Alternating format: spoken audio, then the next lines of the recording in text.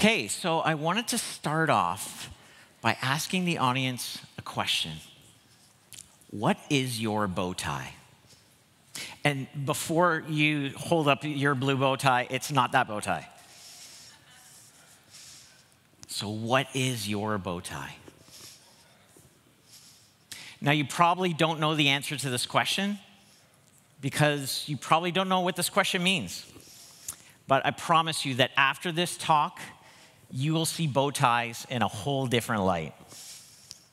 So some context as to why bow ties are so prevalent and what it has to do with happiness can be explained by my journey to becoming a Scrum Master, as my journey was a very unique one. So it all started in fashion. My journey started off in fashion in my hometown of Toronto, and I loved making clothes for others. It brought me so much joy. And I think it was more the courage and the confidence that I got to see in people where they would put on a garment that I made and it would change them. And I love that. It brought me so much joy. But unfortunately, in 2004, after a decade in fashion, the industry imploded in Canada and it left me for broke. And I had to feed my family. Fortunately for me, I had some really good friends in tech that said, "Hey, Antoni, did you know how much money I'm making in tech?" And the same friend that told me that said, "I'm looking for a database administrator." So right away, I put together, make lots of money, database administrator, that's what I'm going to do. So I went out and I went to community college and studied database administration for a whole year. And after 6 months of graduating, I landed my very first tech job as a Unix administrator, and I was so happy. I was paying my bills, I was able to provide for my family, and at the same time, it gave me the confidence to test the waters so I could reinvent myself. And I continued on this journey for approximately 9 years as a systems administrator. Now, I could go on with a ton of stories, but there's one story in particular that I wanted to share with you all that really shifted my mindset forever when it came to happiness. And it all started in a basement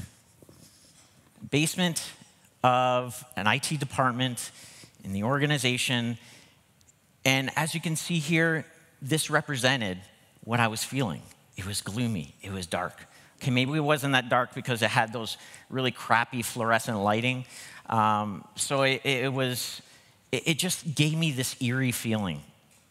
And me going into work every day just didn't cut it for me. And so I was feeling a little bit gloomy myself. And I could see that others were feeling the same way too. So I was thinking to myself, how can I change this? I gotta change this. I can't do this anymore. So naturally, I did what any fashion designer would do to make myself feel better. And I sought retail therapy. So I went to a store down the street, and I've been going there constantly after work, trying to make myself feel better. But this one day, I think it was a Tuesday. Yes, it was a Tuesday. And I went into the store, and back then I used to wear a lot of ties, so I went to the tie section. I was looking at all these ties, but there was one tie that stood out. It made me smile. I was like, that's the tie. And it was, I'll never forget it, it was this bow tie that was green checked green, and it just gave me too much joy to just let it just sit there. So I purchased it. And I thought, tomorrow I am going to go into work, and I'm going to wear this bow tie. And it's going to make me feel good, and I'm not going to think about the gloomy environment that I was going to every single day. So, next day I wore my bow tie. And I walked in, a big smile on my face, That confidence that I was telling you about that gave other people, well, that bow tie gave to me. And I'll never forget the first one I looked at. She said to me, "Hey, Antoni, what's with the bow tie?" I said, "Hey, it makes me feel good. How about you?" "Yeah, I kind of like it." I was like, all right, this is good. And slowly as the day went on, I started to realize that it started making other people smile and other people happy as well. So I was like, wait a second, I'm on to something.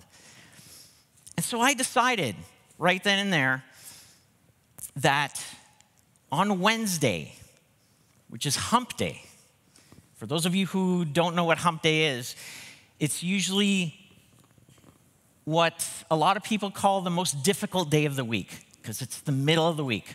But once you get over that hump, it's all good, right?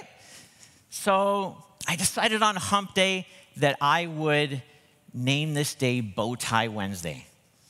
And so every Wednesday, I had decided I'm going to wear a bow tie. And of course, I had to do a little bit of shopping, get some more bow ties. But I had no problems with that. But what I found great about it is it turned around the department, and it had other people wearing bow ties as well.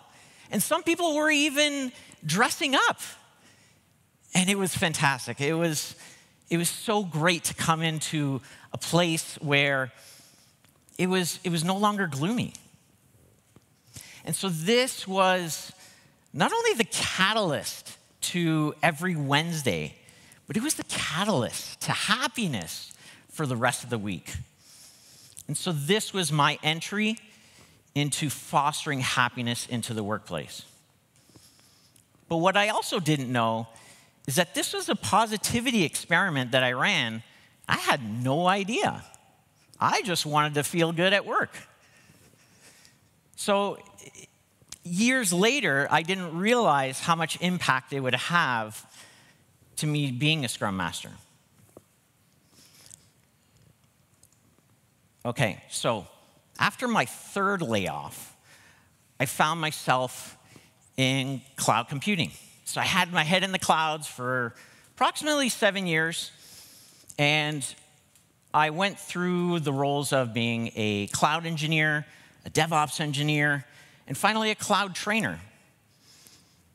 And I was a cloud trainer for a while. And as we all know, when COVID hit, everything went to crap. And guess what? I got laid off again. I know, guy can't get a break. So I decided I was going to start my own company. And I started making cloud training. I was doing cloud training for approximately 2 years. I was creating my own certification prep courses for Google Cloud. And what I realized over time is that I became very lonely. Because working as a trainer in your own place, your own room, you don't talk to many people. I mean, there's social media, but you're not collaborating with others directly. And so I decided, you know what? I need to get out of this rut. I need to find something that's going to make me happy again. So I started to look at my options.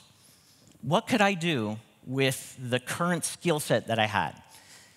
And I looked around, and I didn't want to code anymore, because for me, coding was boring. I'm sorry if I offend anyone. But coding to me was boring. I wanted something a little bit more people-centric. And I came across the role of a Scrum Master. And before I know anyone corrects me, I know it's accountability, but people are calling it the role. And so I was like, this role was made for me. I need to do this. And it gave me a lot of excitement. So I did what any Scrum Master would do, new Scrum Master, and I went out and took the 2-day CSM, and I put it on my resume, and off I went to become a Scrum Master. And so there I was, looking for a job as a Scrum Master. And what really gave me the happiness back was the fact that I had a leader and a friend reach out to me.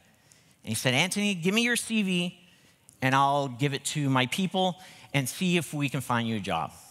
I was like, yeah, this is it, baby. I'm going to get my job as a Scrum Master.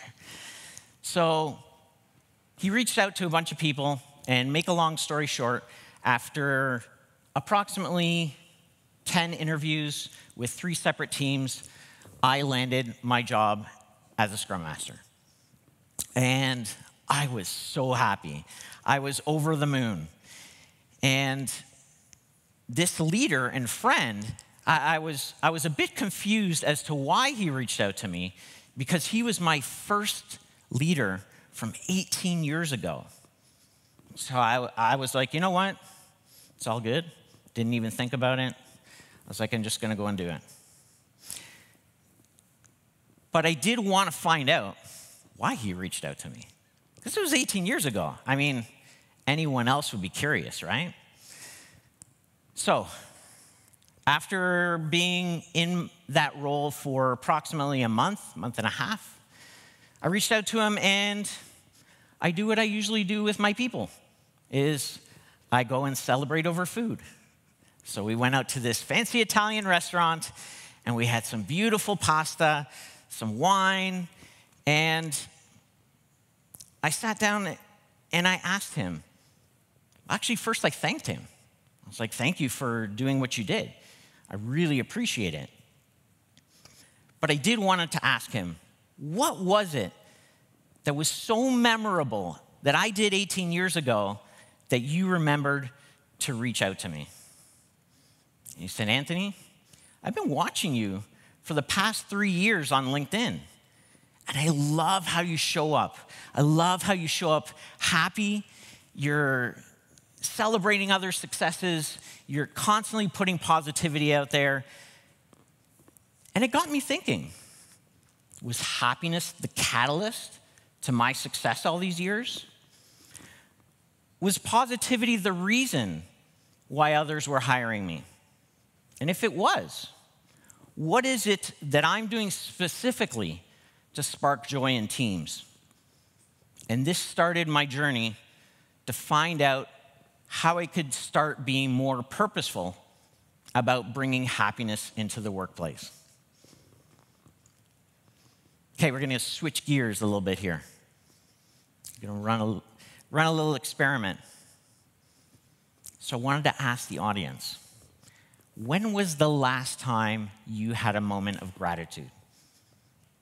I want you to take 10 seconds to think about just one thing. Personal or professional, doesn't matter. And I want to invite you to write that down on the blue bow tie that you have in front of you.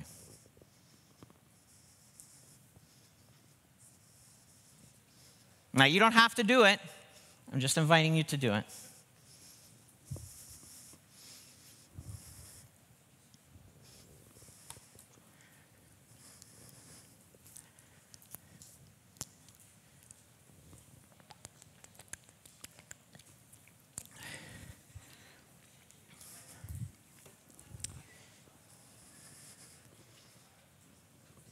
And after writing down your moment of gratitude,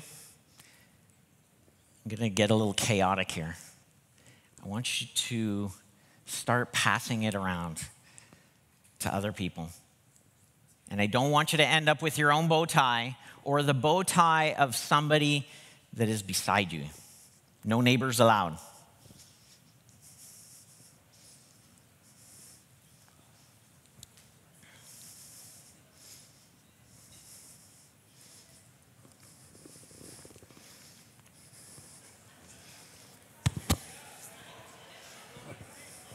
Come on, don't be shy.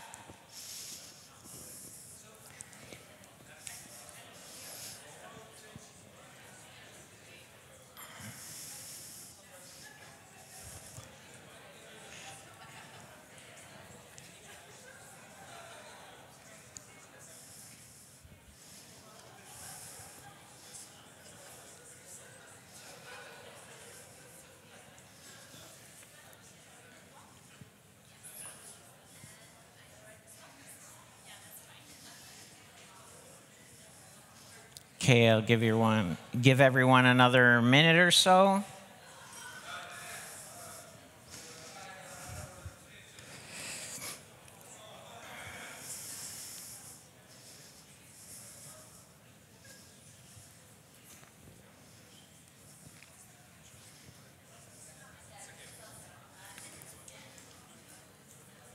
Okay.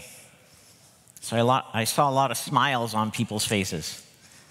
So raise your hand if you had a positive reaction when you read the bow tie. Raise your hand.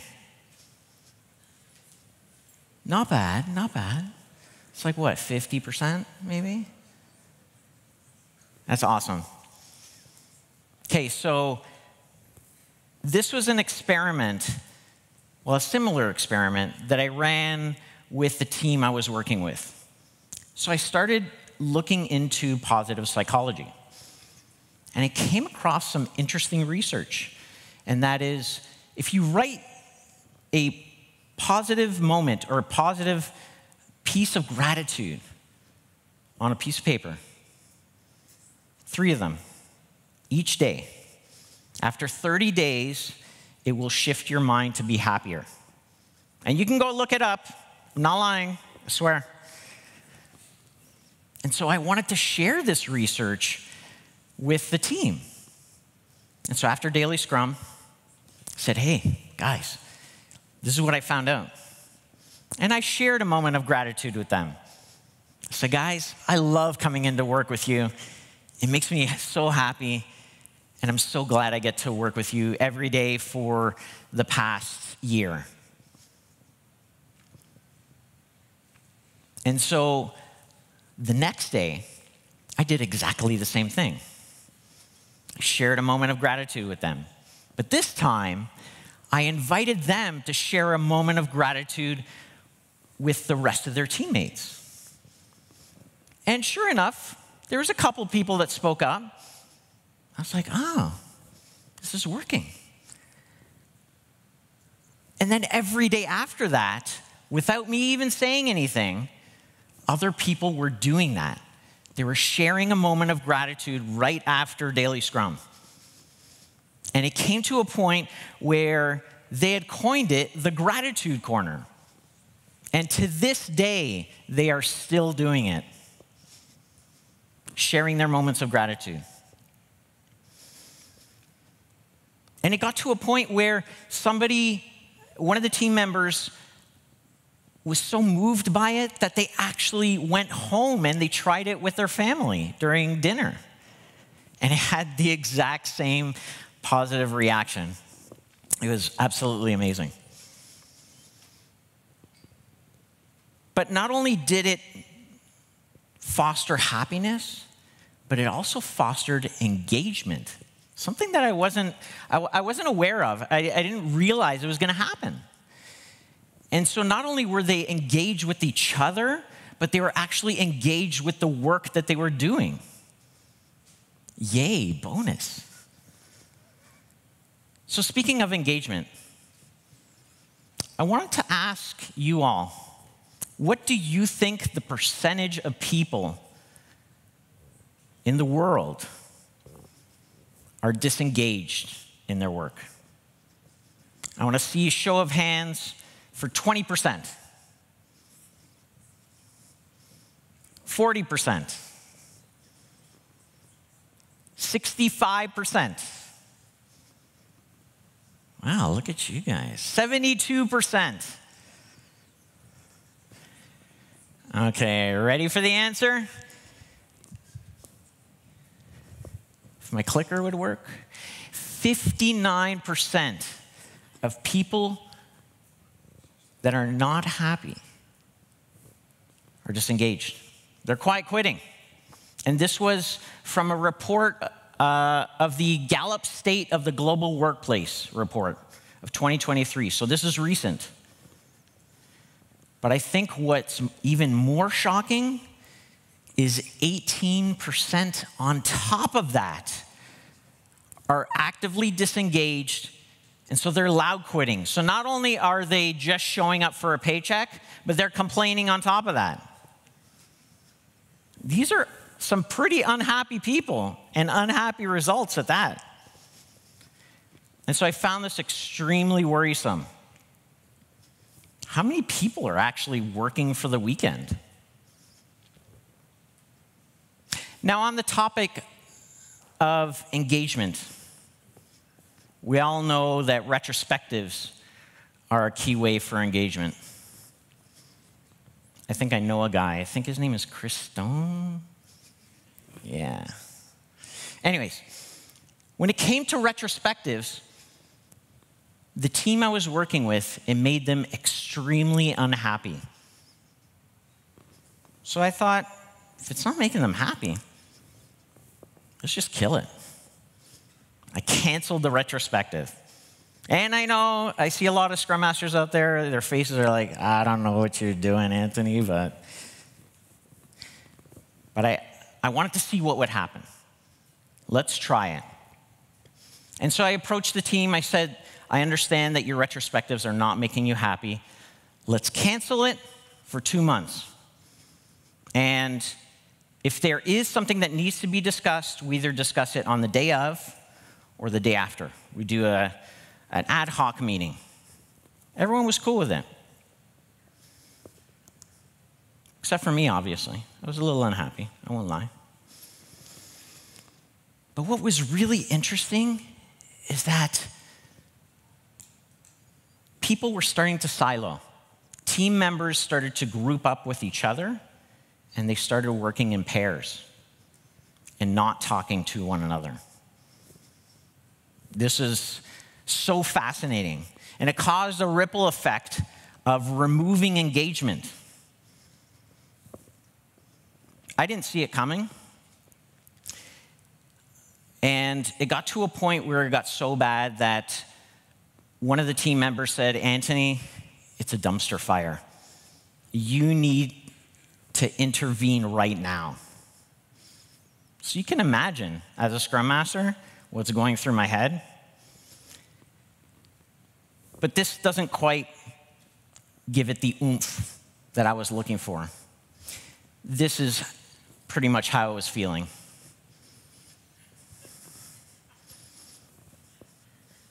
Yeah, see that guy with the burning bread? That's me. Now we can sit here and talk about this slide all day, because I love it. I do. But yeah, it was really worrisome. So I did an intervention. I called a meeting. I was like, okay, I see what's happening here. Let's have a discussion. What do you think about bringing back the retrospective? And sure enough, I got a yes. People wanted to collaborate again. People wanted to be happier working back together. But there was a stipulation. We'll only have the retrospective if we can only talk about work. We don't want to talk about personal stuff. I was like, okay, I'll take it. But it got them engaged again, and it made them happy. And that was what I was trying to do. Now, although this experiment seemed like a failure, it proved to be a success in the end. Now, what was really interesting is what I'm about to tell you, another story. So, when it came to being probably 8 months into my role, I took out that leader again that I was talking about. And we had dinner, of course. We went to that same fancy Italian restaurant. But over dessert, he asked me a question that I wasn't expecting. He said, Antoni, how is it that you're always so damn happy? And I kind of gave him a lame answer because I didn't really know why. I'm just a happy guy. What can I say? So, but it did have me thinking. It did have me reflecting about how I could empower others to be just as happy as me and scale that happiness. But it got me thinking, how do I really scale that happiness? So I turned back to positive psychology. And it kind of gave me the ideas of what I could do to scale happiness.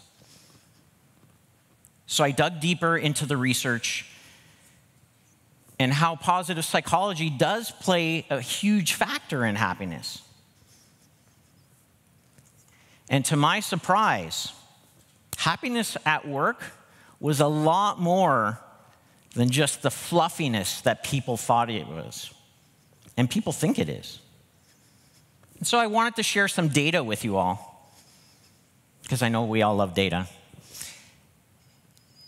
to open your eyes as well. So Sean Aker, a research scientist and the world's leading expert on the connection between happiness and success, has shown that through his research, when we are positive, we show a 31% increase in productivity.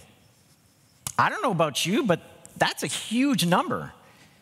If I could get the teams that I work with to be 31% more productive, imagine what could happen. All from just being happy.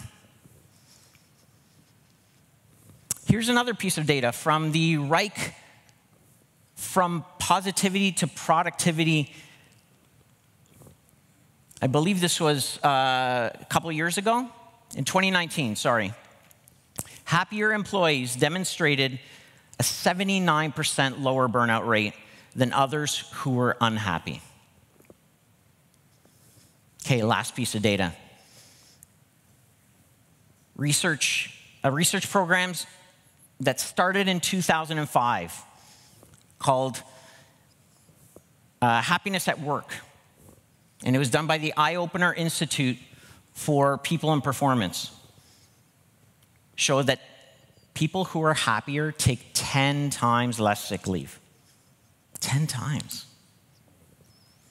I don't know about you, but this data was mind-blowing for me. And through this data and the positivity experiments that I ran over the years, it gave me a clear vision of a model that could support my vision and mission to happiness. And this model is called the Happiness Blueprint. Now, the Happiness Blueprint is something very unique and something fresh that I come up with, which is, it's not a framework and it's not a set of principles, but it's a mere model that is fit to run positivity experiments that hit key points that I've found to bring happiness to teams. And so this is the impact model. And it's displayed as, surprise, surprise, an acronym. And it provides those key points that I just mentioned. And I wanted to go through each letter with you in a bit of detail. So the first key letter in the impact model is I for inspiration. Now, with inspiration, we're establishing a clear, inspiring vision for the team to align with. We're breaking down the vision into SMART goals, so parameters that help ensure that your objectives are reachable within a certain amount of time. And we're also regularly reviewing and celebrating progress towards these goals. Because achieving goals is great, but celebrating those achieved goals, that's the winner. Now, the next key letter in impact is M for mindset. Now, with mindset, we're thinking about fostering a positive and inclusive culture. We're encouraging open communication and creating a safe space for team members to express ideas without fear or judgment. You could also call it psychological safety as well. We're also promoting a growth mindset while learning and improving and looking at value over perfection. And lastly, we're recognizing and celebrating individual and team achievements. And we're providing positive feedback for growth. Okay, the next key letter in impact is P for power.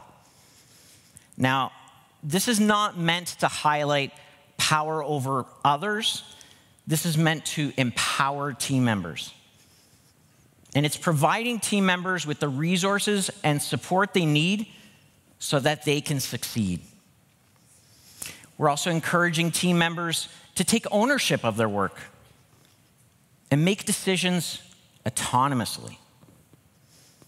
We're also offering opportunities for skill development and career growth. The next key letter in impact is A for alliance.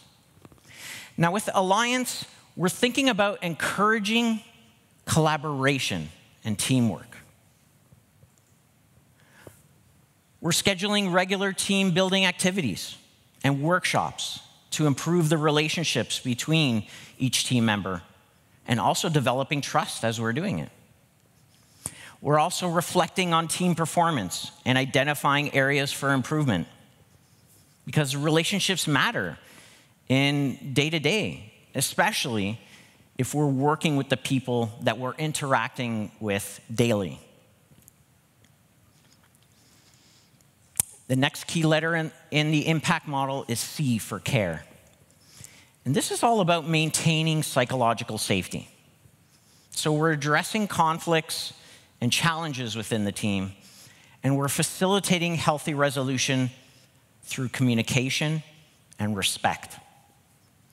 We're encouraging empathy and understanding amongst the team members, and we're promoting active listening and open-mindedness. We're also providing support and resources for team members to manage stress and maintain that work-life balance that we all love to see. And lastly, the final letter in the impact model is T for transformation. Now with transformation, we're measuring and iterating. Because as I said before, we all love metrics. So why should this be any different? So we want to use metrics to track team progress and identify areas for improvement.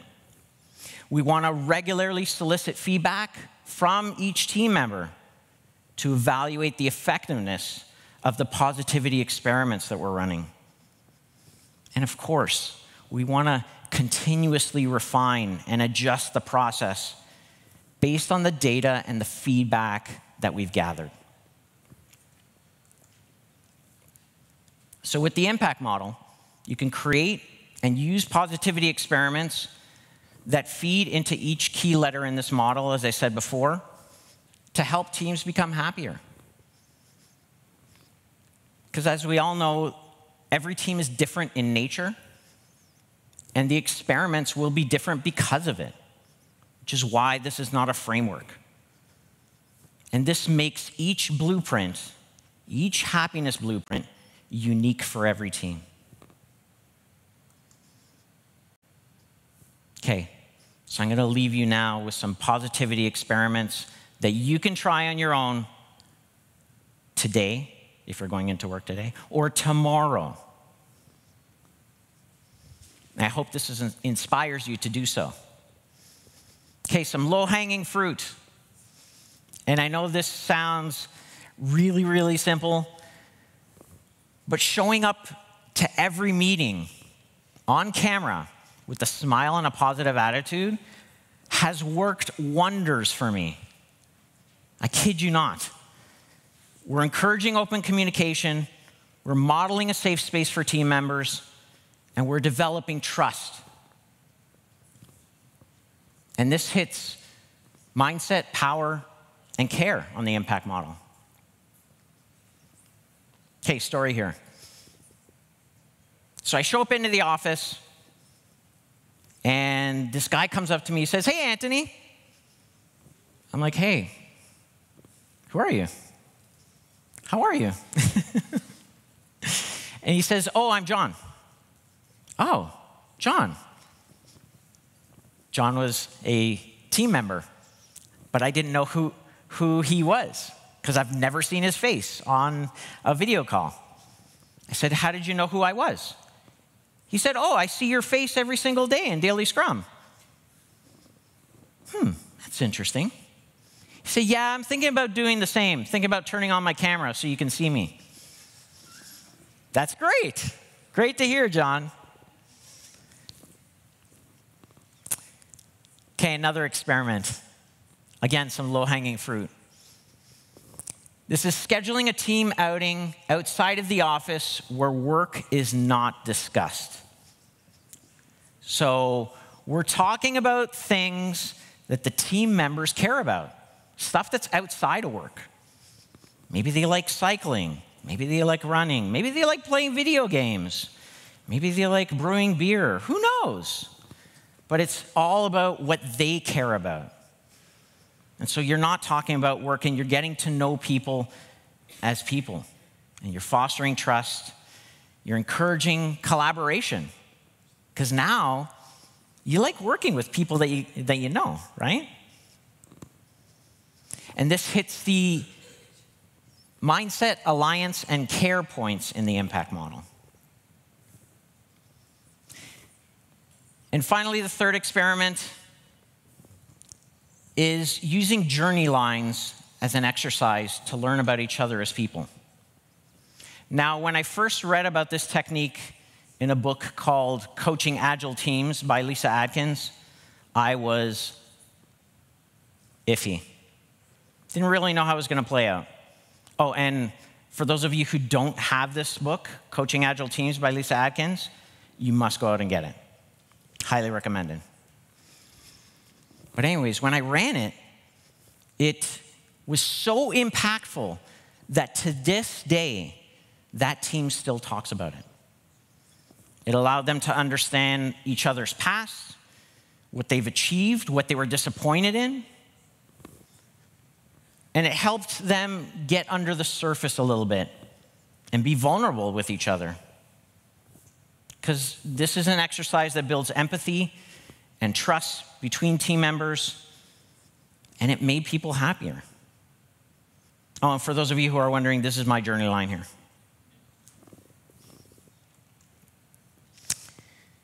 This also hits on a lot of points in the impact model, which is mindset, power, alliance, and care. Now, we all understand that we want to help teams. But the thing we have to remember is we need to practice this ourselves. We need to practice these actions ourselves so that we can model them for others. So I invite you and encourage you all to find what makes you happy, that resonates with others, as I did with Bowtie Wednesday. Actually, for those of you who haven't been ducked yet by Chris Stone, he's running a positivity experiment to see if it makes people happy. And so far, it's been very successful. So doing these positivity experiments, you can lead the way to happier and more productive people. And most importantly, a positive workplace where people no longer dread Mondays, but they want to revel in it. So now, I ask you, what is your bow tie?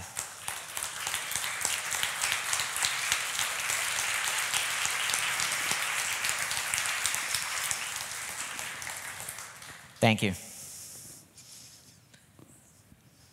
Questions time. I open the floor up to any questions.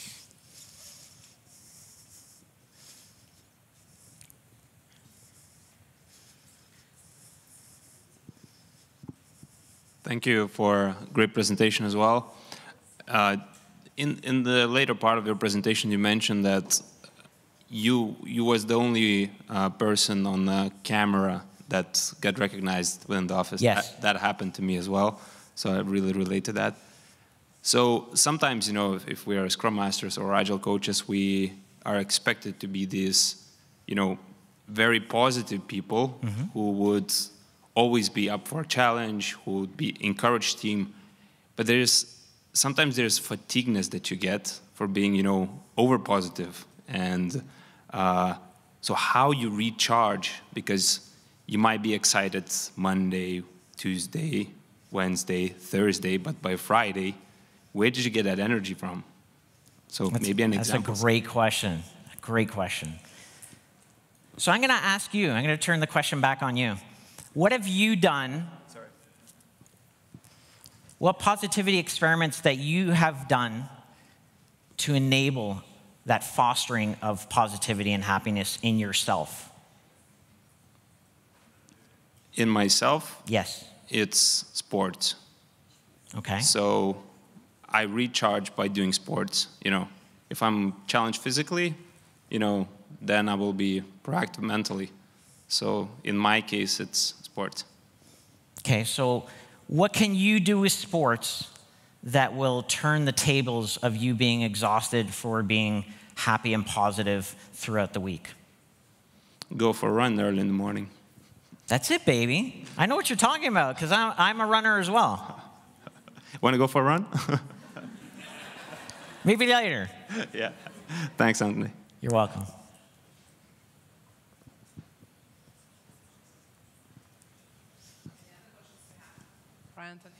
Yeah, hello. Thank you for the speech. Very inspiring. So my question is the following. So it's not a secret that we now work on distributed teams, so 6 countries, 7 countries, or a mix. So some of us return to office, some of us stay home. So any advices or secrets how to drive happiness in such complex environments? Because I know when you're in the office, you can grab a coffee with your team, but when you have a team in 6 countries, it's quite expensive to travel. No, I get it. So I've been asked this question a few times. And the first thing I tell people is, how do you show up for your teams? I mean, when I pass somebody in the street, it's usually normal if I smile at them, they smile back. So that's usually where I start, is okay, let's get a smile on your face, get other people to smile back. If they have cameras off, then it's time to go through some experimentation. You got to go through some experiments. What do people like? What do people don't like? I mean, there's times where I've seen people do happy hour, where the whole team gets together after work or just before work ends, and y'all have a drink together. You don't talk about work, so it's kind of like the second experiment that I showed in the second last slide. So you can do things like that, but you have to know your team. You have to know what makes them tick, what sparks joy for them. I can't tell you that, which is why I always invite people to run those experiments. Because the worst case scenario is that it doesn't work. So you try another experiment. Hope that answers your question. Anyone else? Yes, in the back. No problem.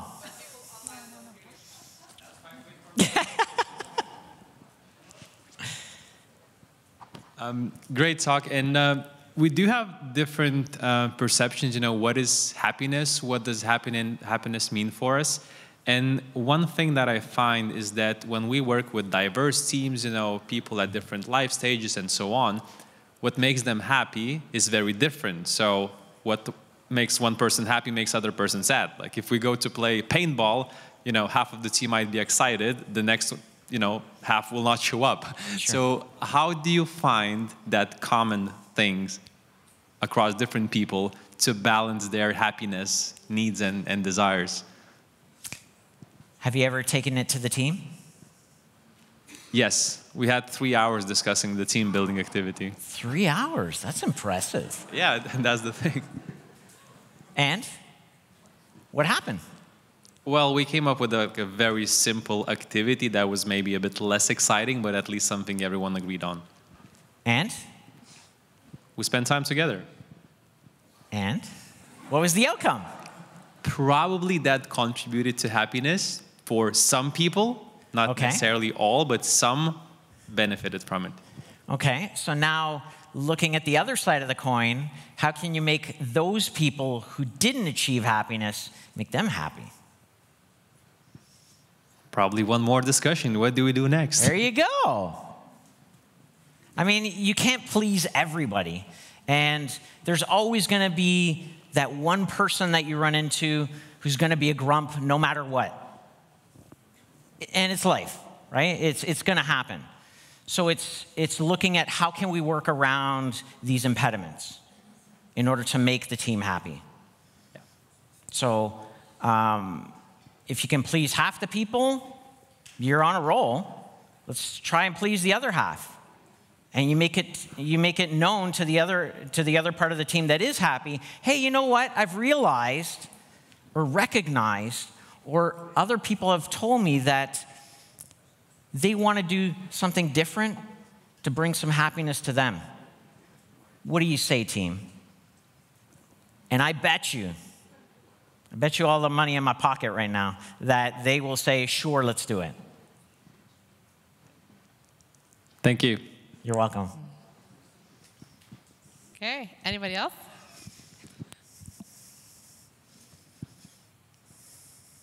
I love the questions, by the way. That was great, Antoni. You're a natural, so congrats.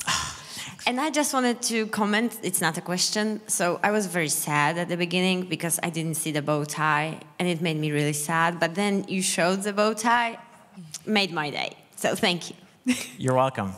And for those of you who are asking, yes, I do wear a bow tie every single Wednesday. I have been for the past 9 years, and I continue to do so. And I only wore the bow tie today to create the impact that I hope I had on you all. We appreciate that. Thank you, Maria.